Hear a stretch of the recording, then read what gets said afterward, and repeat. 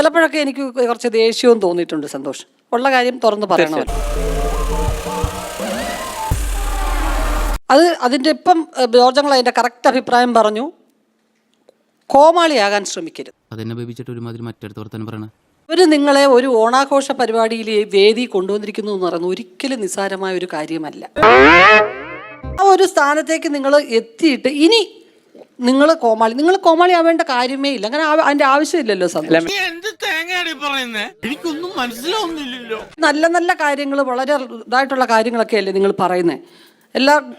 ഇത് ഇപ്പം ഞങ്ങൾ ഇവിടെ നിന്ന് പറയുമായിരുന്നു, എന്ത് നല്ല അർത്ഥമുള്ള കാര്യങ്ങളാണ് നിങ്ങൾ പറഞ്ഞ കാര്യം.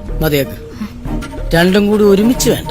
കൊണ്ടുവന്നിരിക്കുന്ന ട്രെൻഡ് എനിക്ക് മനസ്സിലായി. കുറച്ച് അങ്ങനത്തെ രീതിയിലൊക്കെ പെരുമാറി അങ്ങനെയൊക്കെ ആണെങ്കിൽ മാത്രമേ ആ സ്ഥാനത്തേക്ക് എത്താൻ പറ്റൂ എന്നുള്ളതാണ് ഉദ്ദേശം. മനസ്സിലാക്കി കളഞ്ഞല്ല. പിന്നെ ചെറിയ കാര്യം ഞാൻ പറയട്ടെ. ഇപ്പം നമ്മൾ ചെറിയ കുട്ടികൾക്ക് ഈ കുറച്ച് കയ്പുള്ള മരുന്ന് കൊടുക്കുമ്പോൾ ഈ കയ്പ് കൊടുത്തതിന് ശേഷം മധുരം കൊടുക്കും. ആ മധുരം കൊടുക്കുന്നതാണ് അതിൻ്റെ കീ. അത് കൊടുത്തില്ലേ ആ കുട്ടികൾ അത് കാണൂല. പണ്ഡിതനാണെന്ന് തോന്നുന്നു. അർത്ഥം പറഞ്ഞു കേട്ടില്ലേ? അതുപോലെ ഇങ്ങനത്തെ ലേശം കോപ്പറയൊക്കെ കാണിക്കുന്ന ഇത് കാണാൻ കുറെ ആളുകളുണ്ട്. അല്ലല്ല, ഞാൻ വളരെ മസിൽ പിടിച്ച് മേഡം എനിക്കത് അറിയാഞ്ഞിട്ടില്ല. ഞാൻ വളരെ മസിൽ പിടിച്ചൊക്കെ എനിക്ക് സംസാരിക്കാറില്ല. പക്ഷെ അങ്ങനെയാകുമ്പോൾ മേഡം ഒരു കാര്യം മനസ്സിലാക്കണം. ഇപ്പൊ ഗൂഗിൾ കഴിഞ്ഞാൽ ഏറ്റവും കൂടുതൽ സെർച്ച് ചെയ്യപ്പെടുന്ന പേരാണ് സന്തോഷ് പണ്ഡിറ്റ്. 3 ലക്ഷം ആൾക്കാർ ഇത് കാണുന്നത്. ആളെ വേണ്ടത്ര പരിചയമില്ലാന്ന് തോന്നുന്നു. ലോകപ്രസിദ്ധനാ തനി രാവണൻ. 10 തലയാ ഇവന്. നിങ്ങളിപ്പോ മഴ മനോരമ ഓക്കെ, ഇതിൽ എത്ര പേര് കാണുന്നു അതിൽ ഉറപ്പിച്ച് ഞാൻ എഴുതി ഒപ്പിട്ട് തരാം. അതിലും കൂടുതൽ ആൾക്കാർ ഇൻട്രസ്റ്റിൽ കാണും. പിന്നീട് പറയാൻ അവസരം കിട്ടിയില്ലെങ്കിൽ അപ്പൊ അവരെ കൂടെ കയ്യിലെടുക്കണമെങ്കിൽ അത്യാവശ്യം അല്ലറ ചില്ലറ നമ്പറൊക്കെ വെച്ചിട്ട് അമ്പട കേമാ സണ്ണിക്കുട്ട.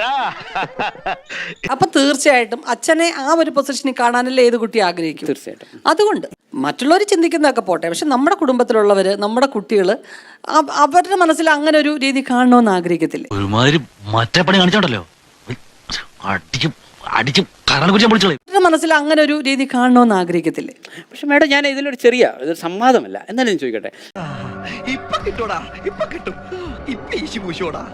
ഈ നല്ലത് ചീത്ത എന്നൊക്കെ പറയുമ്പോൾ അല്ലെ, എനിക്ക് പലപ്പോഴും ശരി സംശയം. ഇപ്പൊ മേഡത്തിന് ഇഷ്ടപ്പെടുന്ന ഒരു പെൺകുട്ടിയെ എനിക്ക് ഇഷ്ടപ്പെടണമെന്നില്ല.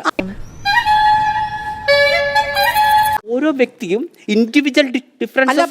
അങ്ങനെ ആവണം, വ്യത്യസ്ത ആവാൻ വേണ്ടിട്ട് തന്നെ സന്തോഷം ചെയ്യുന്നതാണോ? ചെറിയൊരു ഡിഫറൻസ് വേണം എന്ന് വെച്ചിട്ടാണ് ഭയങ്കര അനക്കാരുടെ ഒരു പേര് ലൂസാന്ന് പറഞ്ഞേ, അനക്കൊരു പേര് കൂടുതൽ. ഇതൊന്നും അവന്റെ നല്ലത് എനിക്ക് മനസ്സിലായി. ഈ കാണുന്ന അല്ലവൻ, ഈ കാണിക്കുന്നതും അല്ലവൻ. ബോധപൂർവം ചെയ്യുന്നു. പക്ഷെ എനിക്കറിയാം അത് തുടക്കം. അതാ ഞാൻ മേഡത്തോട് നിങ്ങൾ ഞാൻ എന്താണോ പറയുന്നത്, ഒരു 4 സിനിമ ഞങ്ങൾക്ക് മനസ്സിലാവും ഞാൻ എന്താ ഉദ്ദേശിച്ചത്. ഇപ്പൊ തന്നെ മേഡം എനിക്ക് എന്നെ എതിർക്കുന്നവരുടെ എണ്ണം കുറഞ്ഞില്ലേ? എല്ലാവർക്കും എന്നെ മതി മേഡം. ഇത് 3 ഇപ്പൊ മിനിമോളുടെ അച്ഛൻ വന്നു, 4ാമത്തെ സിനിമ വന്നു. മേഡം നോക്കിക്കോളൂ, എല്ലാം പറയും സന്തോഷ് പണ്ഡിറ്റ് പറഞ്ഞാണ് ശരി.